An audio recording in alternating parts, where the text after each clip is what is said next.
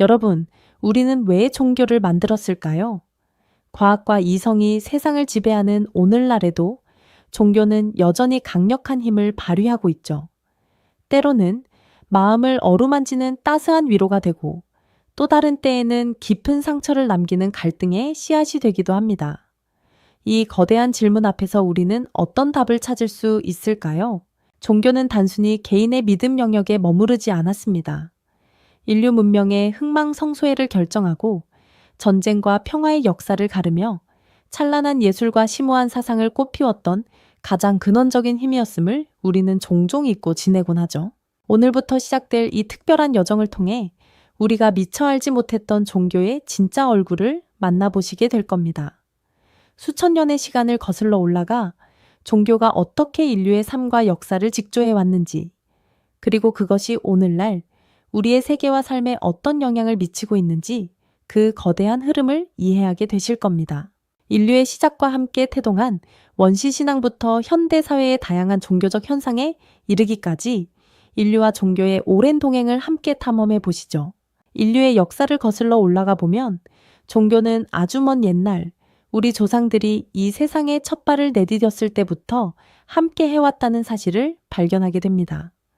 상상해 보세요. 어둡고 낯선 동굴 속에서 혹은 거대한 자연의 품 안에서 살아갔던 초기 인류의 모습을요.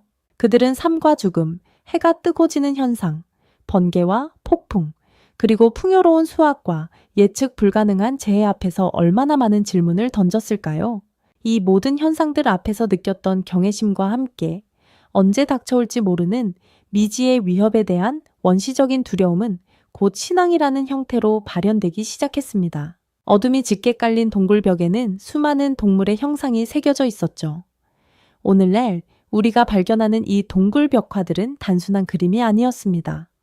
아마도 사냥의 성공을 기원하거나 자연의 신비로운 힘에 경의를 표하는 일종의 주술적 행위, 즉 원시신앙의 흔적이었을 겁니다. 불을 지펴 주변을 밝히고 춤을 추며 의식을 치르던 원시 부족들의 모습은 그들에게 자연이 곧 신이었음을 짐작하게 합니다. 이들은 숲의 정령, 강물의 신, 하늘의 힘 등 세상 만물에 영혼이 깃들어 있다고 믿었죠. 이것이 바로 애니미즘, 즉 정령신앙의 초기 형태였습니다. 또한 그들 중에는 특별한 능력을 지닌 존재들이 있었습니다.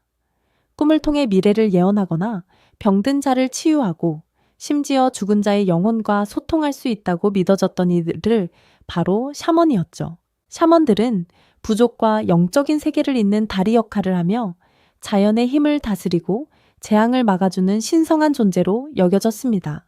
샤머니즘은 이처럼 인간과 자연, 그리고 영적인 세계가 긴밀하게 연결되어 있다는 믿음 속에서 초기 인류의 삶에 깊이 뿌리내렸습니다. 죽음이라는 현상 또한 초기 인류에게는 큰 수수께끼이자 두려움의 대상이었을 겁니다. 사랑하는 이의 숨이 멎고 몸이 차갑게 식어가는 모습을 보며 그들은 과연 무엇을 생각했을까요? 죽음이 끝이 아니라고, 죽은 이의 영혼이 어딘가 다른 세계로 떠나간다고 믿었던 흔적은 고대 매장 방식에서도 찾아볼 수 있습니다. 시신과 함께 발견되는 부장품들은 죽은 자가 내세에서도 사용할 수 있도록 준비해둔 것이었죠. 이는 죽음 이후의 삶에 대한 인류의 첫 질문이자 영혼 불멸에 대한 원시적 믿음의 발현이었다고 할 수 있습니다. 거대한 자연 앞에서 한없이 작고 나약했던 인간은 이처럼 미지의 세계에 대한 궁금증과 불안감을 신앙이라는 형태로 승화시켰던 것이죠. 이러한 초기 신앙은 인류가 생존하고 공동체를 이루는데 필수적인 정신적 지지대가 되어주었습니다.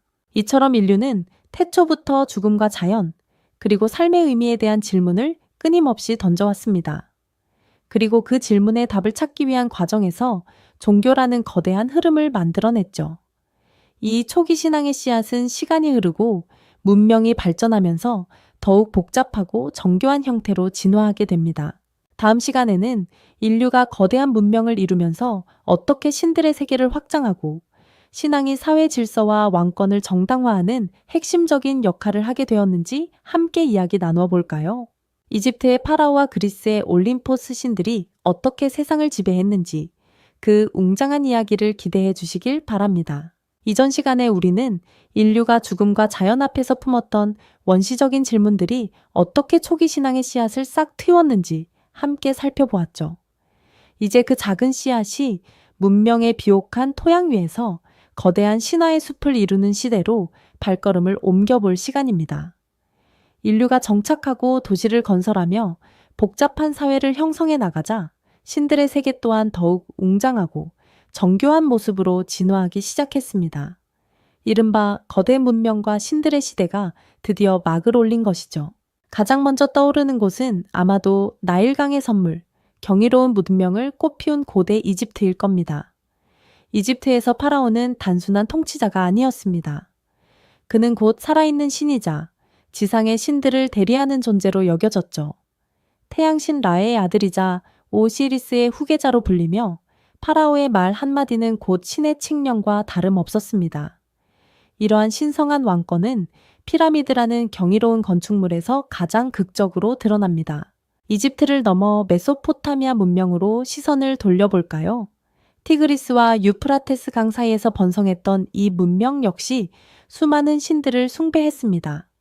도시마다 수호신이 있었고 거대한 지구라트는 신들이 하늘에서 내려오는 통로로 여겨졌죠.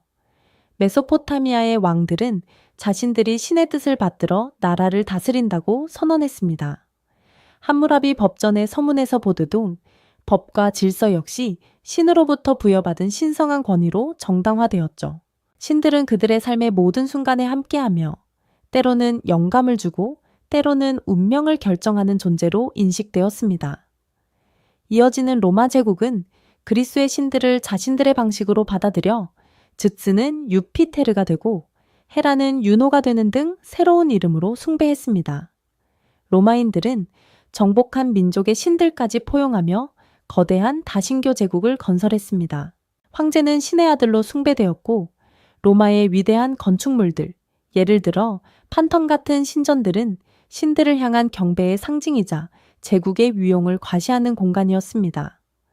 종교는 로마 제국의 광대한 영토를 하나로 묶고 다양한 민족을 통치하는 데 있어 강력한 구심점 역할을 했습니다. 신과 황제에 대한 숭배는 로마 시민으로서의 정체성을 강화하고 제국의 질서를 유지하는 데 필수적인 요소였던 것이죠. 하지만 인류의 종교사는 이곳에서 멈추지 않고 이제 새로운 국면을 맞이할 준비를 하고 있었습니다. 단 하나의 신, 오직 유일한 신만을 섬기는 새로운 신앙이 역사에 등장할 차례였죠. 다음 이야기에서는 유대교에서 시작되어 기독교와 이슬람교로 확산되며 전 세계를 뒤흔든 유일신의 거대한 파장을 함께 따라가 보겠습니다. 단 하나의 신을 향한 믿음은 세상에 거대한 파장을 일으키며 인류의 세계관을 완전히 뒤흔들어 놓았죠. 유대교의 뿌리에서 뻗어나와 기독교와 이슬람교로 확산된 유일신 사상은 이제 그야말로 전 세계를 아우르는 거대한 물결이 되어 인류의 역사를 새로운 방향으로 이끌게 됩니다. 중세시대에 접어들면서 이 유일신 종교들은 단순한 믿음을 넘어 정치, 경제, 사회, 문화 전반에 걸쳐 막강한 영향력을 행사하게 되었죠. 유럽에서는 교회가 세속 권력과 어깨를 나란히 하거나 때로는 그 위에 군림하며 지배적인 위치를 차지했고 이슬람 세계는 학문과 예술의 황금기를 구가하며 찬란한 문명을 꽃피웠습니다. 하지만 신앙의 이름으로 모든 것이 정당화되던 시대에는 어두운 그림자도 드리워져 있었죠.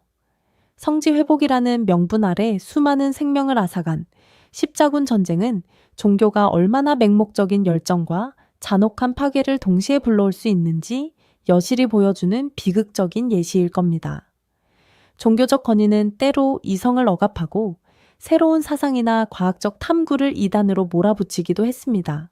거대한 고딕 양식의 대성당이 웅장하게 하늘을 찌르던 그 시절, 수도원에서는 학자들이 고문서를 필사하며 지적 탐구의 불씨를 이어갔지만 한편으로는 마녀 사냥과 종교 재판의 공포가 사람들의 마음을 짓누르던 아이러니한 시대이기도 했죠. 권력과 신앙이 뒤엉키며 피할 수 없는 갈등을 겪고 인간의 고뇌와 열망이 격렬하게 충돌하던 시기였던 겁니다. 그러나 시대는 끊임없이 변화했고 종교 또한 그 흐름 속에서 새로운 도전에 직면하게 됩니다. 16세기 마르틴 루터의 90호 보게조 반박문은 부패한 교회의 권위에 정면으로 맞서며 종교 개혁이라는 거대한 변화의 서막을 열었습니다.